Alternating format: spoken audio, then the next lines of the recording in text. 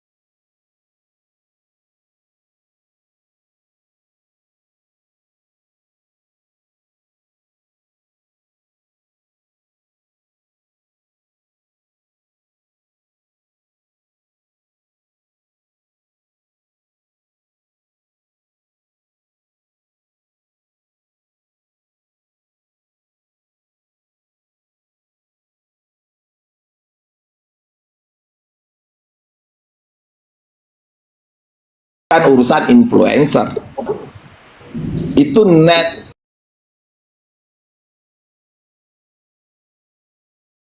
Itu benar-benar yang harus dianalisis dengan baik. Kalau dia sebagai influencer datang ke situ, seharusnya dia duduk bersama influencer. Tapi influencer pun dikatakan influencer, harus kita buktikan dia benar-benar influencer. Pernah nggak dia mereview suatu produk terkait skincare untuk menjadi influencer? Pernah nggak dia membuat VT atau apa tentang suatu produk kecantikan atau kosmetik? Tidak pernah. Tidak pernah sama sekali. Berarti dia bukan diundang sebagai influencer di bidang kecantikan. Karena yang diundang pada saat itu adalah influencer di bidang kecantikan. Nah, itu temuan-temuan yang banyak saya temukan di situ. Balik lagi ke kasus itu kan tadi. fakta. Nah, balik lagi ke kasus Nah, sekarang, ini. Nah, sekarang apa yang Mak inginkan dari dokter apa Ya. Andreas? Saya menginginkan ketegasan dari Dr. Andreas kembali dengan segala sesuatu yang fakta yang sudah saya sampaikan ini, yang bertolak belakang dengan yang dokter sampaikan tadi. Saya nggak paham apakah dokter mengetahui ini semua, mengikuti viti-viti, mengikuti kejadian yang ada di lingkup dalam lingkaran kasus. Ya, inkonsisten terjadi. Ketika kemauanmu tidak terpenuhi, kamu marah-marah besar sampai menyatakan orang sebagai dalang. Tapi setelah kemauanmu dipenuhi, kau bilang itu cuma bercanda. Ini publik. You must know, communication public itu sangat berpengaruh terhadap jati diri kamu. Nah, balik lagi ke kasus pribadi sampai kamu bilang menjatuhkan pribadi. Dokter, sebagai dokter, boleh nggak kita menggunakan betadine? Terus kemudian kita bilang skincare nih, langsung hilangkan. Berarti betadine itu sebagai suatu hal yang negatif. Nah, harusnya sebagai negatif itu kenapa saya bilang itu disebut polutan. Yang nanti ketika kamu pakai skincare saya ini akan hilang. Itu. Dan yang kedua, ketika seorang dokter menjual alat pemutih gigi, dia pakai vinir menggunakannya. Nih, tempel saja. 1 hari sudah ada hasilnya. How come? Kita belajar di sini. Kita melihat di sini. Apa sebenarnya konteks dari masalah pribadi? Apa sebenarnya konteks dari masalah skincare? Apa sebenarnya masalah ini? Kenapa ini terjadi? Runutannya kalau dokter menyatakan ini masalah pribadi, skincare skip, hilang, plek, 4 miliar pun sudah ikhlas katanya ya. Berarti tidak ada pemerasan. Dan di dalam sidang, ketika Mail menjadi terdakwa, dia bilang, Mail nggak ada memeras saya. So how come 369 jelas terbukti di sini. Saya bacakan 369. Ya, biar kalian pemahamin. 369 adalah pengertian pasal 369 menyatakan bahwa seseorang yang mengancam orang lain dengan tujuan memperoleh keuntungan pribadi dan orang lain dengan cara melawan hukum dapat dipidana. Bentuk ancaman dapat melalui ancaman pencemaran nama baik melalui lisan atau tulisan, ancaman membuka rahasia. Nah, tujuannya adalah untuk memaksa seorang memberikan barang, membuat utang atau menghapus piutang. Ternyata dari persidangan Dr. Reza Gladys tidak terpaksa memberikan uang 4 miliar. Dan ternyata dalam fakta persidangan setelah tanggal 15 Nikita tidak speak up tentang itu. Dan kemudian di dalam persidangan juga nyata bahwasanya dia menyampaikan kalau Mail ini cuma setahun ya dok, berarti apa? Ada kesepakatan perjanjian bahwasanya tidak speak up yang ini tentang ini adalah selama setahun.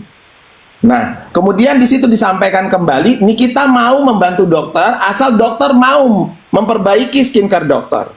Baru Nikita akan mereview yang baik-baik karena permintaan dari RG untuk mereview yang baik-baik. Oke, Mail, nanti setelah setahun hubungin saya kembali. Nah, itu semua rangkaian kenyataan yang ada. Tapi kenapa di sini dokter dengan gamyangnya menyatakan pribadi? Silakan dijawab.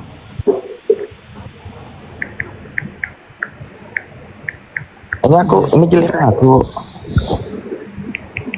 Ya Kayu, apakah ini giliran aku? Lanjut. Pistar, ada lagi mau ditanyain nggak? Biar sekalian. Tapi udah nanti.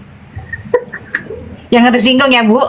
Gini. Maksud Kayu ini. Ya. Kalau kita Udah lanjut dulu, kalian lanjut dulu. Aku masih nyari ini. Ya, kalau Oke, kita berbicara tentang proses hukum, mungkin lebih tepatnya nanti kita lihat aja bagaimana sidangnya, kan itu kan publik ya, kita bisa lihat semuanya. Aku kan bukanlah orang yang tepat menjelaskan tentang proses hukum. Itu yang pertama. Untuk yang kedua, tadi kan kakak bilang kalau misalnya ini tidak ada pemaksaan itu adalah kesepakatan. Nah, perlu diketahuin di dalam fakta persidangan, dalam percakapan digital forensik juga situ sudah dijelaskan bahwasanya di tanggal 13 Mail itu memberikan chat hari ini si NM mau speak up, kan begitu. Dokter tahu sendiri kalau udah NM Speak Up itu